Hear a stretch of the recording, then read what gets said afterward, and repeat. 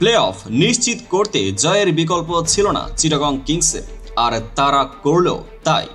96 রানের বিশাল জয় তুলে নিয়ে এক ম্যাচ হাতে রেখে জায়গা করে নিল প্লে অফে। শুরুটা দুর্দান্ত ছিল চিটাগংয়ের।